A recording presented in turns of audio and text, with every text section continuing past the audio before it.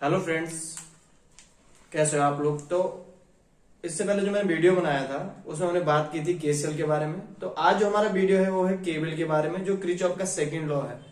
अगर आपको वीडियो अच्छा लगता है तो सब्सक्राइब जरूर करें और चैनल को लाइक और शेयर जरूर करें, जो ज्यादा से ज्यादा लोगों तक ये टॉपिक पहुंच सके जिनको मतलब इस चीज की जरूरत है। तो स्टार्ट करते हैं। आज का जो हमारा टॉपिक है वो है किरचॉफ सेकंड लॉ, या फिर जिसको हम वोल्टेज लॉ भी कहते हैं। ठीक है, इसके मतलब जिसपे क्वेश्चंस पूछे जाते हैं, कई बार हमसे ये भी पूछ लिया जाता है कि किरचॉफ लॉ जो होता है वो क्या होता है। तो इसे वोल्टेज लॉ या केबल भी कहा जाता है, एनर्जी कंजर्वेशन लॉ भी कहा जाता है और लूप रूल भी कहा जाता है।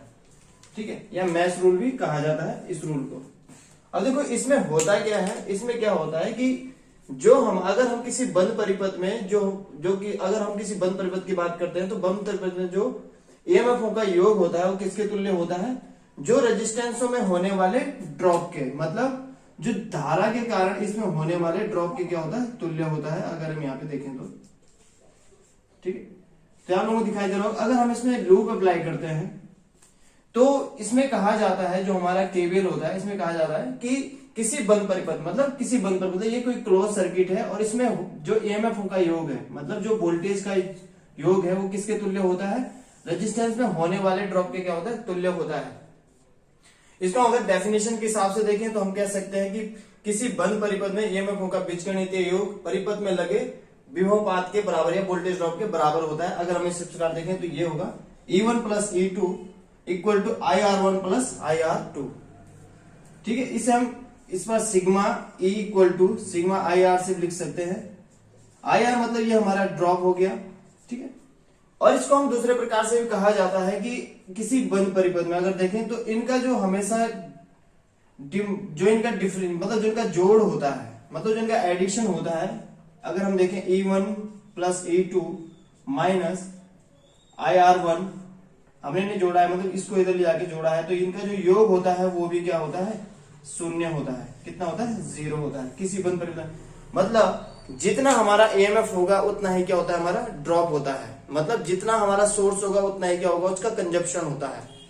इसलिए इसे एनर्जी कंजर्वेशन लॉ भी कहा जाता है। मतलब जितना सोर्स है उतना ही क्या होता है, इसमें ड्रॉप होता है। तो इस प्रकार से हम इसको एग्जाम्पल के माध्यम से समझेंगे। तो आप इसे उतार लीजिए। तो अब हम एग्जाम्पल के माध्यम से समझेंगे, मतलब कि किस प्रकार से हम किरचॉफ लॉ को अप्लाई कर सकते हैं। तो हम इसे लूप रूल क्यों कहते हैं, यहां हम इस एग्जाम्पल के माध्यम से समझेंगे इसे लूप रूल क्यों कहा जाता है, मैश रूल क्यों कहा जाता है। तो सबसे पहले हम लूप को अलग अलग प्रकार से लगाना सीखेंगे। हम दो टाइप से, इन सर्किटों के माध्यम से दो टाइप से लूप लगाना सीखेंगे। तो सबसे पहला जो हमारा टाइप है, इसमें हमने करंट की डायरेक्शन दोनों में क्या लिए, जो लूप होता है एक्चुअली करंट की डायरेक्शन के अकॉर्डिंग लगाया जाता है, करंट की डायरेक्शन के अकॉर्डिंग लगाया जाता है। अगर हम देखें, हमको बीच वाली ब्रांच में अगर करंट निकालनी है तो हम E1 सोर्स से पॉजिटिव टर्मिनल से ही हमेशा करंट को फ्लो करवा दें, क्योंकि करंट हमेशा पॉजिटिव टर्मिनल से आती है। तो आप लोगों को दिखाई दे रहा होगा, देखो लूप हमेशा जिस पॉइंट से स्टार्ट हुआ, अगर पॉजिटिव स्टार्ट हुआ तो यहाँ पे नेगेटिव पे जाके क्या होगा, खत्म होगा। अब देखते हैं हम लगाएंगे कैसे इसे। I1 यहां से आ रही है तो यहाँ पे आपको दिखाई दे रहा है I1 नीचे को आ रही है, तो यहाँ पे I1 भी नीचे को आ रही है। इसी प्रकार से यहाँ पे आप लोगों को दिखाई दे रहा होगा जो I2 है, I2 भी यहां से नीचे को आ रही है। तो मतलब दोनों की दोनों, अगर हम लूप के हिसाब से देखें तो दोनों करंट क्या है, सेम डायरेक्शन में है। तो आप लोगों को दिखा, अगर हम यहाँ पे I3 मान लेते हैं, बीच वाली ब्रांच की करंट को I3 मान लेते हैं, तो I3 इक्वल टू हो जाएगा I1 प्लस I2। ठीक है, I1 प्लस I2।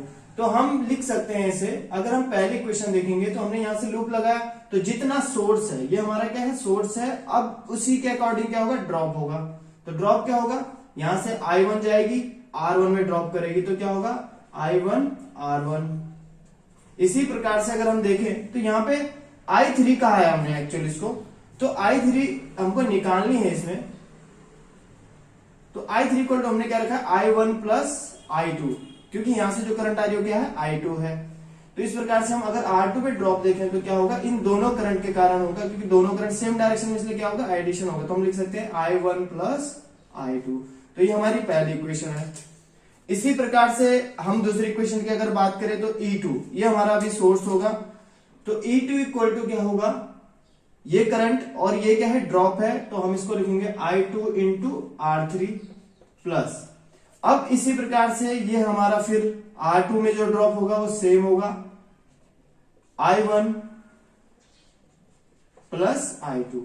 तो इस प्रकार से हम क्या निकाल सकते हैं, इक्वेशन निकालेंगे। अभी सिर्फ हम इक्वेशन निकालना सीख रहे हैं, फिर इसको सॉल्व कैसे करना है, फिर हम इसमें कुछ वैल्यू पुटअप करेंगे, उस माध्यम से सॉल्व। तो ये एक तरीका हमारा लूप लगाने का ये हो गया, इस तरीके से हम लूप लगा सकते हैं।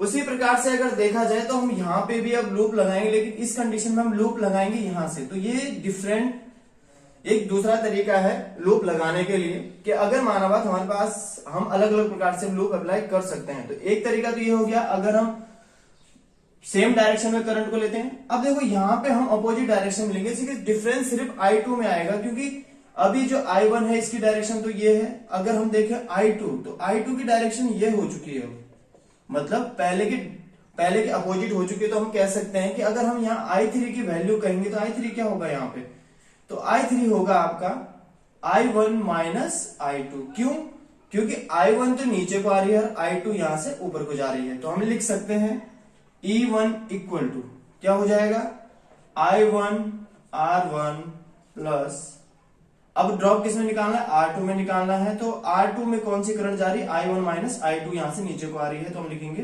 I1 minus I2। ठीक है, दूसरे में हमारे पास सोर्स नहीं है, जहां सोर्स नहीं होगा तो हम क्या ले सकते हैं, यहाँ पे जीरो लिया जा सकता है वोल्टेज को। ठीक है, और आपको एक चीज हमेशा ध्यान रखनी है कि जब हम लूप ले रहे होंगे तो अगर यहाँ पे सोर्स नहीं है तो हम क्या लेंगे, जीरो लिया जाएगा। तो ये हो जाएगा हमारा ड्रॉप, यहां से हमने लूप लगाया है तो ये हो जाएगा क्या आपका R3 I2 R3, हमने ये वाला ड्रॉप लिया है प्लस।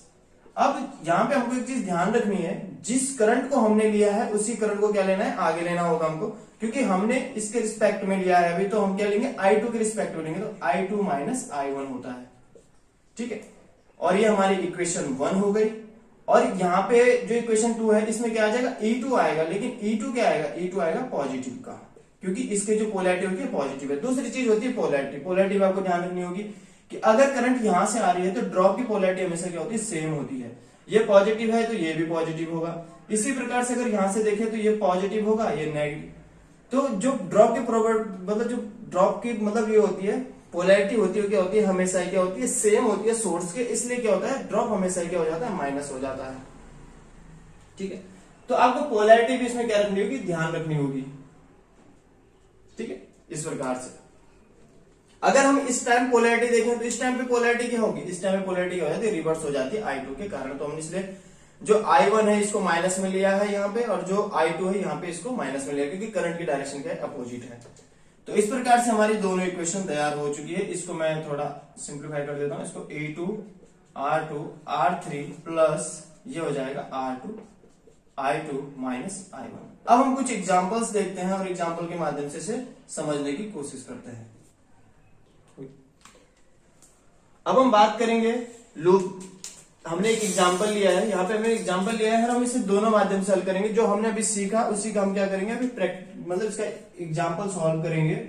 तो यहाँ पे हम एग्जांपल के माध्यम से समझेंगे किस प्रकार से हम इसे सॉल्व कर सकते हैं। तो सबसे पहले बात करेंगे हम यहाँ पे, आप लोगों को दिखाई दे रहा होगा, यहाँ हमने दोनों करंट की डायरेक्शन क्या ली है, सेम ली है। तो उसी प्रकार से हम अप्लाई करेंगे I1 और ये हो जाएगी हमारी I2।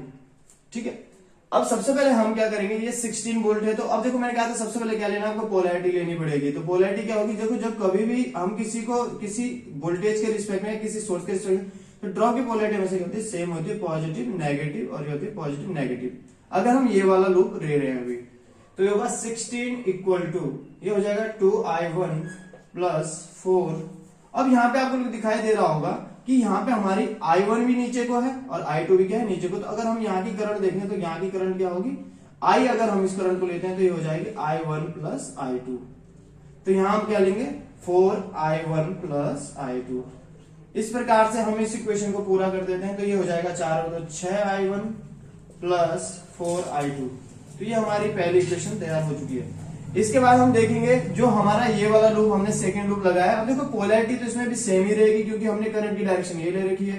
तो हम कह सकते हैं पॉजिटिव है, ये क्या है, नेगेटिव है। तो इस प्रकार से हम कह सकते हैं 18 या फिर 18 equal to 6I1 6I2 plus, अब यहां पे देखेंगे आपकी ये 4I1 प्लस I2 हमारी क्या है, करंट है जो सेंटर की ब्रांच में जा रही है। तो ये हो जाएगा 18, ये हो जाएगा 6 और 4 कितना हो जाएगा 10I2 हो जाएगा। इसको मैं थोड़ा रिवर्स कर देता हूं पहले, जो आसानी हो जाए। तो ये हो जाएगा 4I1 प्लस 10I2। तो ये हमारी दूसरी इक्वेशन तैयार हो चुकी है। इसके बाद हम इन इक्वेशनों को सॉल्व करते हैं। ये हो जाएगा 16 6I1 प्लस 4I2, ठीक है। और ये हो जाएगा 18 4I1 प्लस 10I2।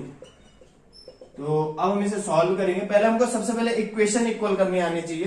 तो देखो इक्वेशन करने के लिए क्या करना पड़ेगा हमको, एक, क्योंकि हमको अगर I2 या I1 किसी की वैल्यू निकालनी है तो हमको एक करंट को क्या करना पड़ेगा, बराबर करना होगा दोनों इक्वेशन में। तो हम करते हैं यहाँ पे I1 को इक्वल कर देते हैं। तो यहाँ हम 2 से गुणा कर देते हैं और यहाँ 3 से। तो अब हमारी जो इक्वेशन हो जाएगी वो किस प्रकार से हो जाएगी, ये हो जाएगा 16 दूनी कितना हो जाएगा 32 हो जाएगा, और ये कितना हो जाएगा 6 दूनी 12I1 हो जाएगा, और इसी प्रकार से ये 4 दूनी 8I2 हो जाएगा। इसी प्रकार से अगर हम देखें तो यहाँ हमने 3 से मल्टीप्लाई करना है, तो ये कितना हो जाएगा 18 के 54 हो जाएगा, इक्वल टू कितना हो जाएगा 4 के हो जाएगा 12I1 प्लस 10 के 30I2। अब देखो कभी भी अगर कट नहीं रहा हो तो हमको सबसे पहले क्या करना होता है, पोलैरिटी चेंज करनी होती है। तो ये हम माइनस कर देंगे, ये भी माइनस करेंगे, ये भी माइनस करेंगे। तो इससे क्या हो जाएगा, हमारा 12 कैंसिल हो जाएगा, ये हो जाएगा 22 आ जाएगा, वो भी माइनस का 22 आएगा। और यहाँ पे देखेंगे तो माइनस का क्या आएगा 22 आ जाएगा I2। तो I2 कितने आ जाएगी हमारी, माइनस से माइनस कैंसिल, I2 कितना आ जाएगा 1 आ जाएगी। इसी प्रकार से I2 अगर हमारी 1 आ जाती है तो हम क्या निकाल लेंगे, इसे एक इक्वेशन में रख देंगे, हम इस इक्वेशन में से रख देते हैं। याद रखना कभी भी जब हम इसको इक्वल कर देते हैं उसमें नहीं, सिर्फ किस में रखना है, जो पहले हमारी इक्वेशन रही होगी, ठीक है। तो इस प्रकार से यहाँ पे हम इस इक्वेशन में रख देते हैं, इससे हमारी I1 I2 आ जाएगी। या मैं इधर कर देता हूं इसे, ठीक है। ये हमारी I2 आ चुकी है, हम इसे एक इक्वेशन में रख देते हैं। तो हो जाएगा 16 equal to 6I1 plus 4I2। I2 कितनी है हमारी 1 है। तो ये I2 की वैल्यू हमने यहाँ पे पुटअप की है, कौन से I2 की, मतलब I2 की वैल्यू रखने पर यहाँ पे हमने I2 की वैल्यू रखी है। तो ये I2 की वैल्यू हमने कहां रखी है, समीकरण 1 में रखी है, समीकरण 1 में रखी है। तो यहाँ पे कितना है 12 हो जाएगा, तो ये कितना आ जाएगा 6 दूनी 12, I1 कितने आ जाएगी 2 एम्पियर। अब हमको चेक करना है एक्चुअल बीच वाली ब्रांच में कितनी करंट है। तो I1 प्लस I2 जो हमने पहले लिया था, तो हम सिंपल लिखेंगे I इक्वल टू कितना आ जाएगा I1 प्लस I2 2। यहाँ पे हमारी I1 I2 कितनी आई थी, I1 कितनी आई थी, I1 आई थी 2 और I1 कितनी आई थी 1। तो इस प्रकार से हमारी करंट कितनी जाएगी 3 एम्पियर हो जाएगी। तो ये पहले लूप के हिसाब से हमने निकाली। अब इस लूप के माध्यम से हम सेंटर वाली ब्रांच में करंट निकालेंगे। अब देखते हैं इसमें किस प्रकार से निकलते हैं। आई होप आप लोगों को समझ में आ चुका होगा। सबसे पहले हमने यहाँ पे क्या किया, लूप लगाया, फिर हमने क्या किया, जो इक्वेशन निकली उसको बैलेंस किया, फिर हमने जो I2 जिसकी वैल्यू समीकरण 1 में रखी, और फिर हमने क्या निकाल दी I2 निकाल दी। तो इस प्रकार से हमारी टोटल करंट आ चुकी है, तीनों करंट। इसी प्रकार से हम दूसरा लूप लगा के देखते हैं। ये हमारा दूसरा तरीका है लूप लगाने का। तो यहाँ पे I1 तो ये हो जाएगी, और I2 ऊपर की ओर आ रही है, तो I2 की डायरेक्शन होगी ये। लेकिन अब जो बीच वाली करंट, बड़ा जो करंट होगी क्या होगी, I1 माइनस I2 होगी। तो यहाँ पे हम जब देखेंगे तो सबसे पहला जो लूप लगेगा वो 16। मैंने कहा था लूप लगाने से पहले आपको डायरेक्शन एक बार जरूर चेक करनी चाहिए। तो ये हो जाएगा प्लस माइनस, और ये हो जाएगा प्लस माइनस, ठीक है। तो ये हो जाएगा कैसे, 2I1 plus 4I1 minus I2, ये पहले इक्वेशन। इसी प्रकार से अगर मैं इसको थोड़ा सॉल्व कर देता हूं तो ये हो जाएगा 4 और 2 6I1, ये हो जाएगा माइनस 4I2, ठीक है। अब इसी प्रकार से हम दूसरे में निकालते हैं। ये हो जाएगा, पहले मैंने कहा था यहाँ पे क्या लिखा, जहां पे कोई सोर्स ना आए यहाँ पे क्या लिखा है 0 लिया जाएगा। तो ये हो जाएगा 0 इक्वल टू कितना हो जाएगा 6I2, ठीक है, प्लस मैंने कहा था कि प्रीफर कौन सी करंट की जाएगी, I2 को प्रीफर करना होगा हमको यहाँ पे। तो हम लिखेंगे I2 माइनस I1। तो ये हो जाएगा 0, 6 और 4 में अगर सीधा से डायरेक्ट कर दूं तो ये माइनस का 4 इधर आ जाएगा। तो ये हो जाएगा 4I1, और ये 6 6 और 4 कितना हो जाएगा 10I2 हो जाएगा, ठीक है। यहाँ पे E1 लिखना भूल गया, तो ये हो जाएगा 18 यहाँ पे आ जाएगा प्लस का, ठीक है। अब जो 18 है ये पॉजिटिव का है, तो किधर चला जाएगा, यहाँ चला जाएगा। हमने क्या किया, एक्चुअल हमने यहाँ लूप लगाया है, तो यहाँ पे 0 लिया है, तो यहाँ पे ड्रॉप जो लिया है ये वाला ड्रॉप प्लस ये भी एक ड्रॉप होगा क्योंकि अभी हमने सोर्स यहाँ पे माना है। तो ये माइनस हो जाएगा, जब इधर जाएगा 18, ये हो जाएगा 10। 10 क्या होगा I2, ठीक है, 10 क्या हो जाएगा I2 हो जाएगा। अब ये हमारी दोनों इक्वेशन तैयार हो चुकी है, ठीक है। अब हम इनको देखते हैं। 6I1 माइनस 4I2 और ये हो जाएगा -18 माइनस 4I1 प्लस 10I2। अब वही हमको जो हमने वहां किया था वही चीज यहाँ पे भी होगी।